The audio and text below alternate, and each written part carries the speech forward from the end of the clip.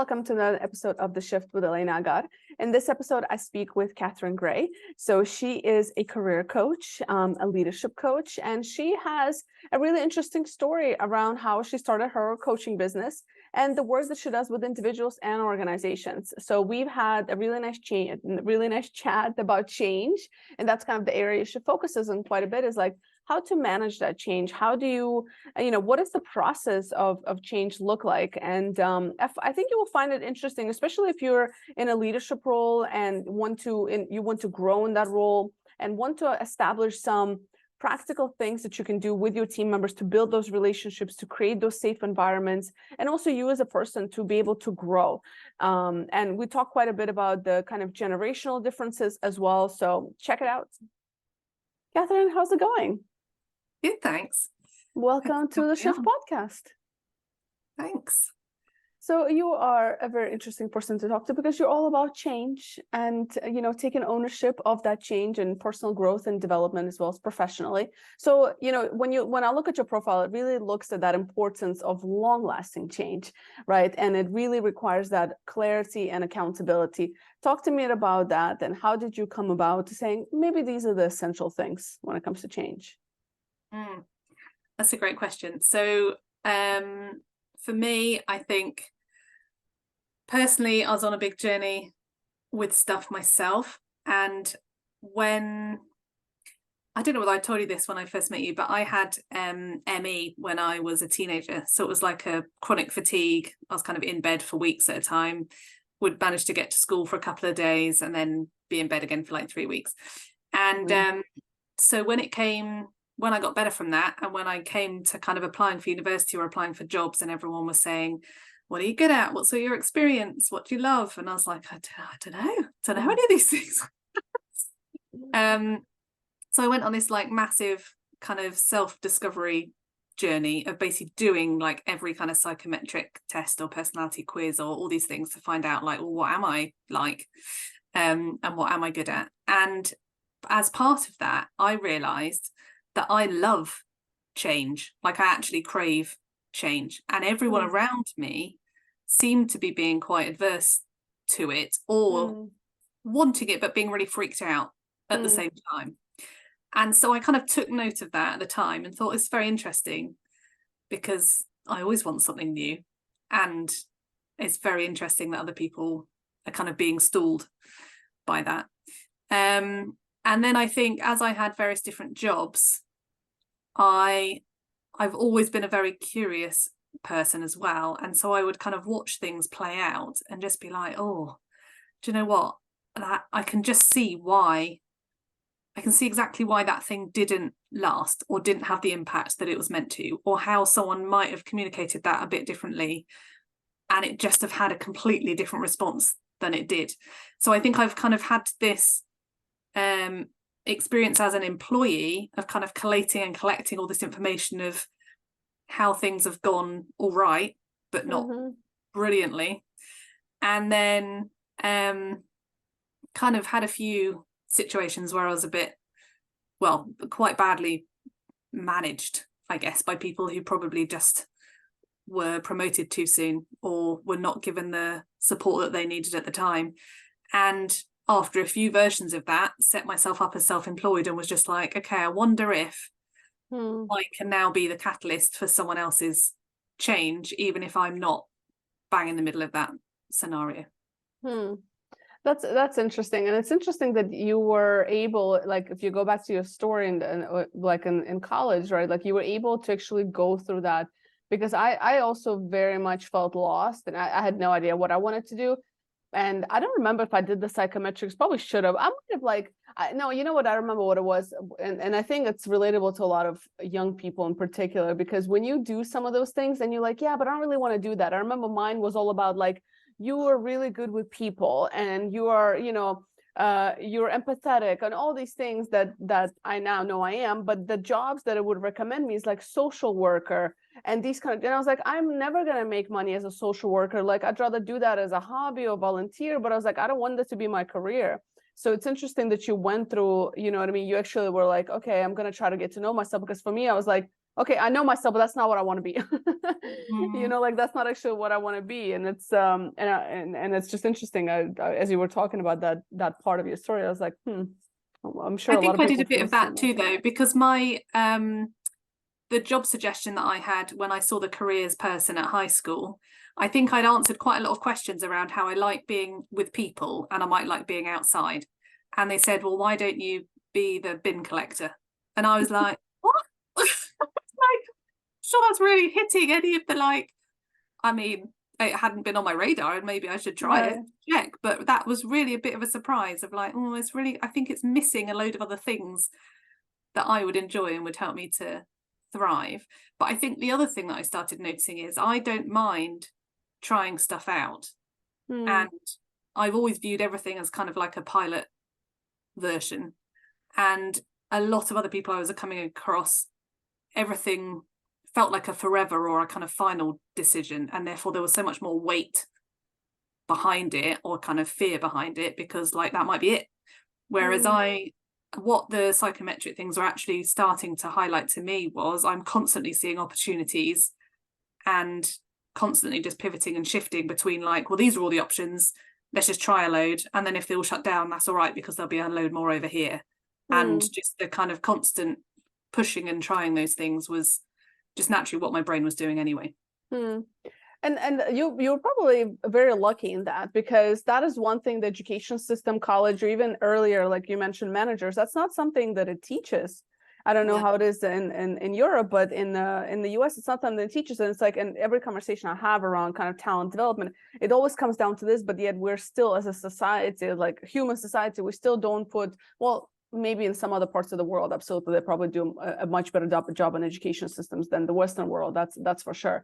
But it's astonishing. It's like we are so much more just reactive, like even in the case of management that you mentioned, right? Like a lot of managers are either promoted too early or not given that support, but then that is what determines if an employee, in like in your case, is going to stick around and want to grow and develop, and that ultimately gets to the bottom line, which is the business going to make money? So it's always like it's interesting, you know. So I'm just curious, like from somebody who's listening, who, you know, is like, okay, am I that manager? Like, could I be better? Like, what is the starting point for either an individual or an organization? Like, where do they start to try to be better?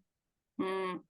So I think a lot of it does actually come back to what do you know about yourself or those people that you're wanting to invest in? What do you know that they're absolutely excellent at?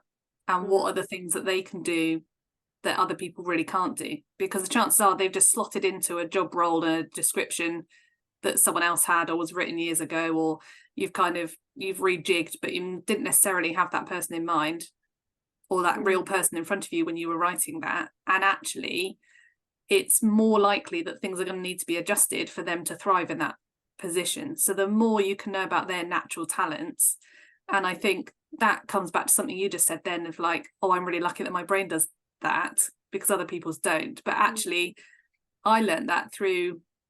So the one that had most meaning to me out of all the many tests and kind of things that I tried to find out about was the Clifton Strengths Assessment. And that told me that my top kind of inbuilt natural talent is to be strategic. And so I mm, wake up and my brain is just doing that. And that test would suggest that you can't be taught a skill like that. Yes, you can kind of improve on your ability to do things and you can go on a course and you can learn some stuff about it. But there is going to be a certain number of people out there who have that as something that is just completely innate to them and they're not even realizing they're doing it half the time. yeah. So for me to then put more focus on that, the research is showing that actually if you put more focus and time into and practice into the things you're naturally talented at, you'll see exponential growth and joy in that area rather than focusing on the things that you lack or you kind of are being pointed towards because you should be more well-rounded or Mm, you need to fill a gap somewhere. yeah.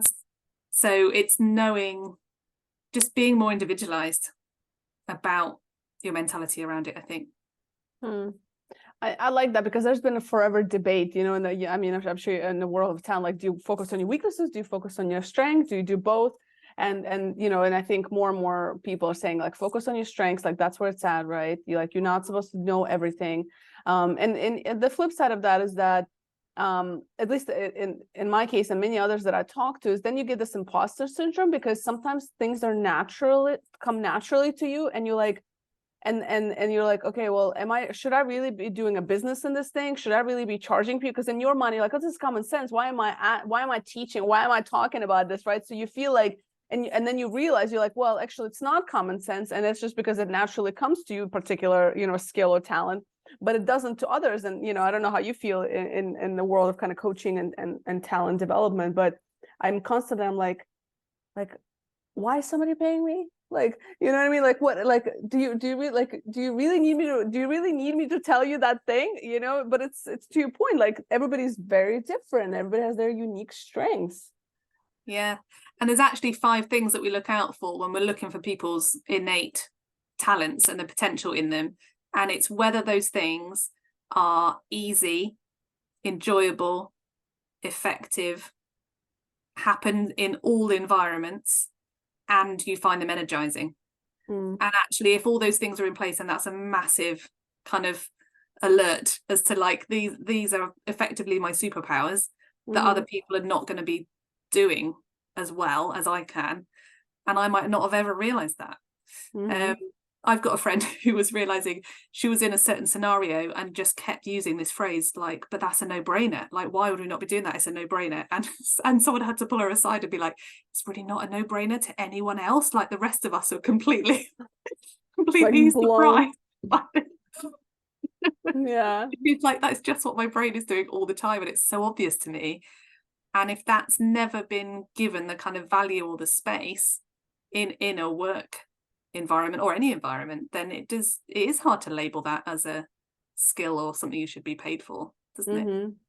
And then what happens is the next scenario comes up in my mind is the baby boomers going like, you don't need to enjoy what you should do the hard things, and you know what I mean. And I hear that a lot from some of the kind of more senior leadership that I've worked with in the past. And it's when you're trying to build a young talent program, for example, and the topics that you want to discuss and help them figure themselves out and stuff like that. And you see a lot of pushback sometimes from leadership, because generationally speaking, they grew up in a very different generation. But then again, right now I'm totally judging Gen X's as well, because, or Gen Zs, because I'm like, I don't know what this next generation is doing, but I don't like it. So I think it's also a generational thing in organizations. And have you run into that? Yeah, well, I think whenever I say something like about something being easy or kind of it just being supernatural to you and you don't really have to try, that does have an immediate reaction to people who are being like, oh my gosh, we don't want to give people an easy ride and they shouldn't be taught to not do the hard things, and like, where's all the resilience building stuff? But it's kind of it's a nuanced thing. It's not like we're saying don't do hard things. Like that is, we know that we do grow when we try new things and hard things as well. But if we're constantly doing things that are draining us or that we're just not that interested in, like that isn't where we're going to stay put.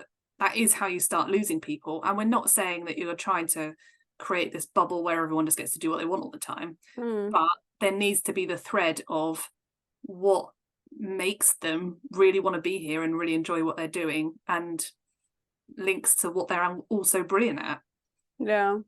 I think that hard stuff might work temporarily or short term, but long term, it's very difficult. But then on the flip side, I don't know what you see from your end, but I often see that companies and leaders almost don't, I don't want to say don't care, I don't know if that's the right word, but they're not really as focused and trying to help people try to figure out what is it that they want, because the retention is so low in general right now, and people are changing jobs 2-3 years. So, and I run into the same dilemma. I'm like, do I want to invest this much effort in X, Y, and Z when I know that this group is going to rotate out in 2-3 years, because that's just the what's happening at most companies these days. Not everybody, obviously, not for everybody, but this is the reality. So this is something I'm currently struggling with, actually.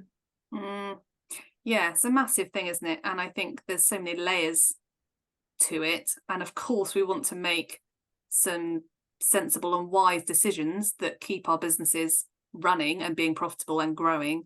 But I also think sometimes we have to really ask ourselves some big questions of like, how much of this is me just trying to look after myself and my stuff, and how much of this can I widen my view to, like, if I invest in this person, not only will they have an incredible experience, hopefully, at my company and really learn and thrive and help my company to grow while they're here, but I can still remain unattached when I know that I need to release them to then go and do that somewhere else, and actually be able to celebrate that I helped them to get to the next step of where they needed to be.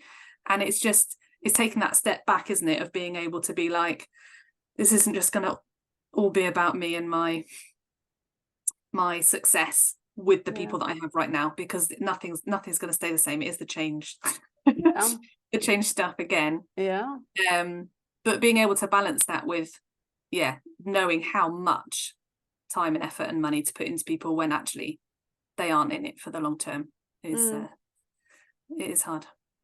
It is, but to your point, you're right. It's like they might leave, but it's our job to make them as successful as possible in their roles, and to invest in them and to develop them to the best of like whatever we can do, right? So it is, I mean, that's the world that we live in, right? Sometimes, and like in the world of talent development, like you want to see people grow and like, grow and grow around you, but there's also the business aspect, and I think that's what gets in the way sometimes, because you're like, well, there's business part, and I still need the, I'm going, et cetera. I need them to do certain things and so on. But it's like, it's finding that balance, and getting that buy-in. And I would imagine it requires a lot of trust building. So how can, teams or leaders build that trust within their teams? Because I think that's also a big challenge these days for a lot of companies. Yeah, and I'm going to go back to what we were previously speaking before running into that, because I think sometimes it can also, we can be worried of like, if I put all this stuff into this person and then they go, are they going to take a load of things from, effectively they're going to take all the good stuff from here and go over there and do it over there, and what's that going to do for us? But actually, I think if someone has experienced an incredible manager or an incredible like state of well-being, or just had a brilliant time where you work, that's always going to come back around to you in a positive way, because actually they're going to go and rave about you to the next person, and you never know how much business that's actually going to bring back to you eventually, because people are surprised sometimes to hear amazing reviews, aren't they? Because we're so used to being negative and moaning about everything. So actually, if you've got a load of people who leave you positively, then that's going to make you stand out like nothing else.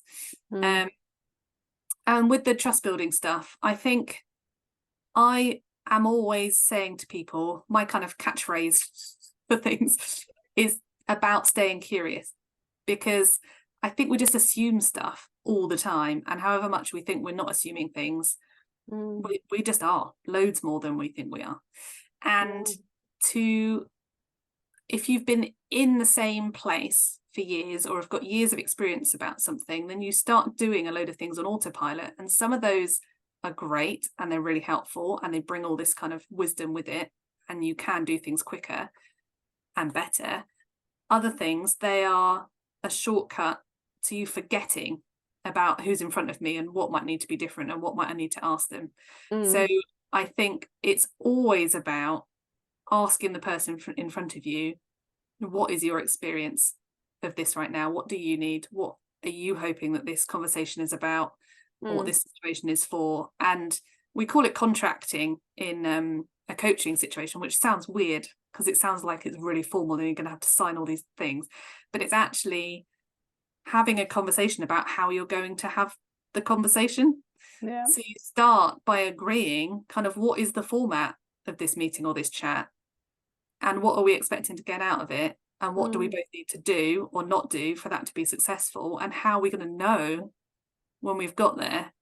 And actually then people know where they are with everything, because I think we have so much mistrust by people just not being sure what's expected of me, or what version of this person am I going to find next time I bump into them in the corridor, or am I being asked to do something that everyone is saying is really obvious and I just don't get it.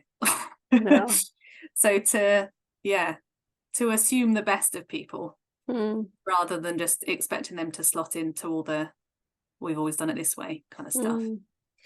And I see how this can also be, a challenge also is in not just assume, but also kind of put whatever agenda we have as a company onto the individual versus maybe trying to align individual goals, right, and organizational business goals. So, and I know you talk quite a bit about that. So tell me a little bit more about that. How can people do that? But, just like as a manager, like how do you make sure that you're both going in the right direction? It's not a one-way street with just the organization benefits. Well, I think sometimes that comes right back to how you recruit and how you interview people, because actually if you're doing a thorough job of that and you're bringing in people who you already know are aligned to your values and are on board with the culture that you're trying to build, or at least kind of willing to get there, even if they're not quite there at the moment, then that solves so many problems early on. And people love talking about themselves, really, don't they, when they get started? So if you have questions you can ask people to really actually find out, like, who is this person and how do they act when they turn up or when they meet a certain situation, rather than like, oh, here's all the certificates they've ever got.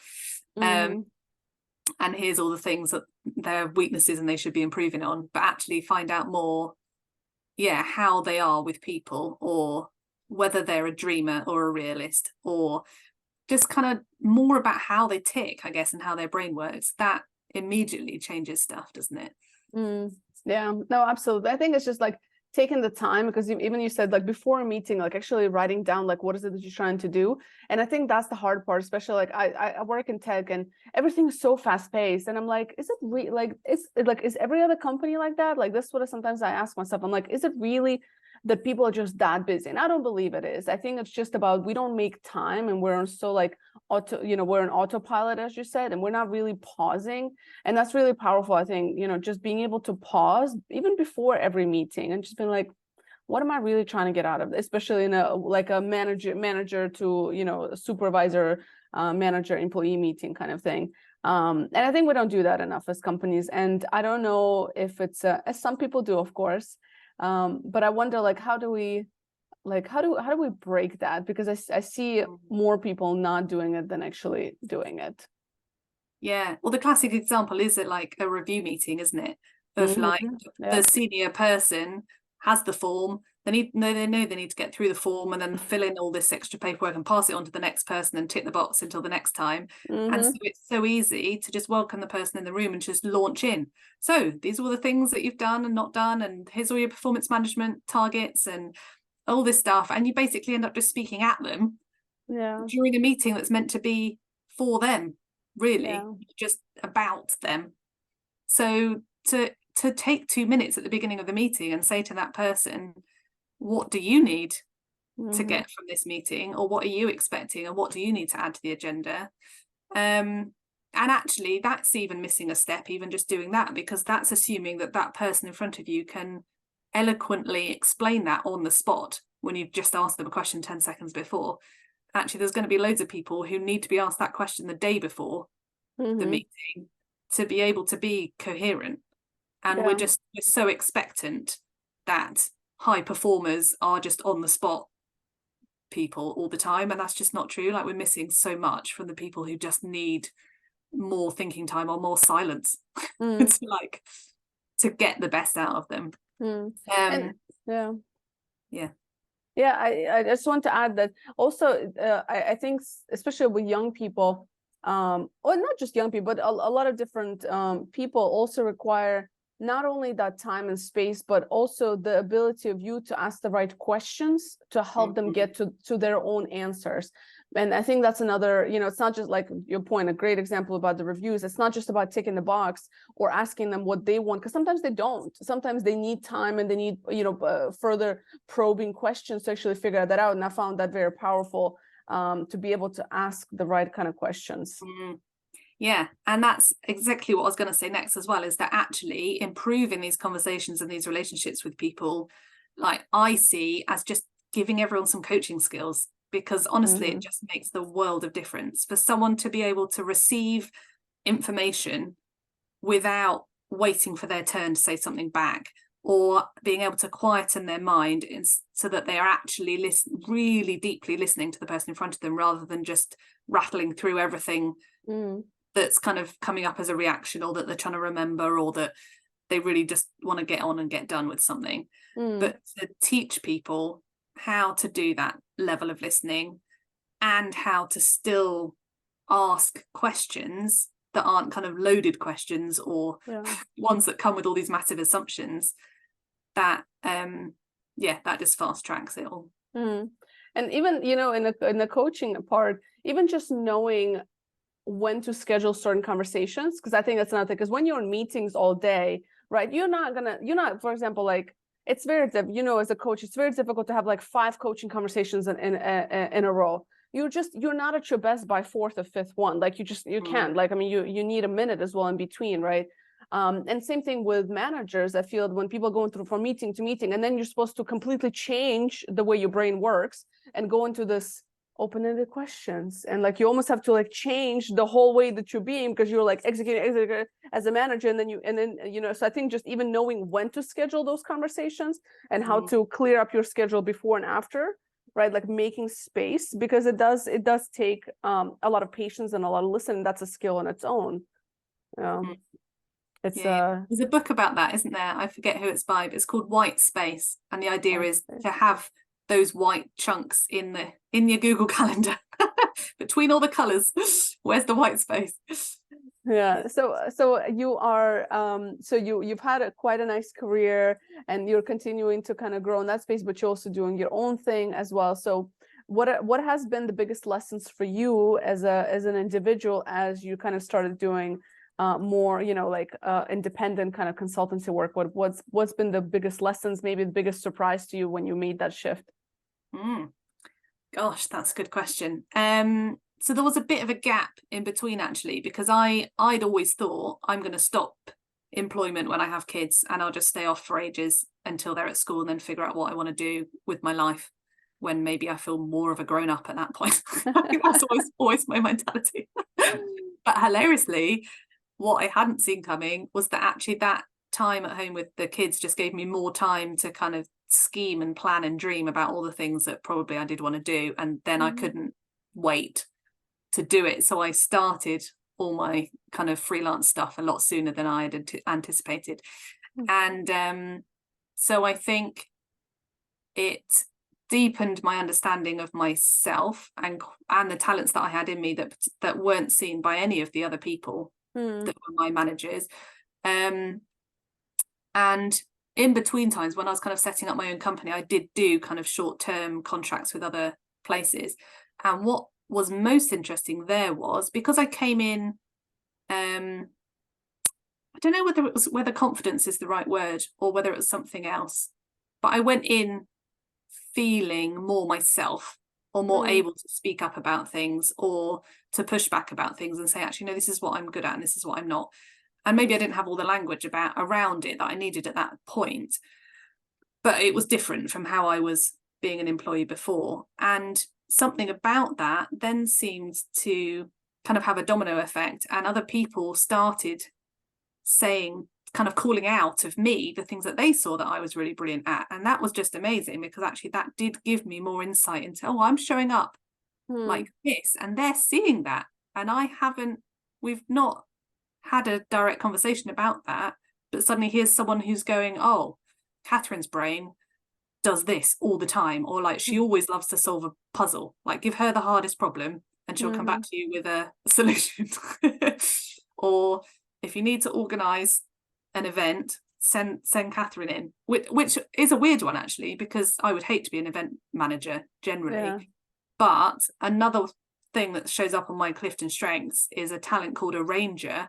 And so basically my brain, the whole time I walk into any situation, and whether it's physical objects or kind of resources or people or schedules, my brain is instantly going like, I just need to rejig this and do this in order for this to work more efficiently and more smoothly, and for this to be more enjoyable for people. Like I can't shut it down. And other people label that as event management. I wouldn't, because I know that that's not a good job output for me overall.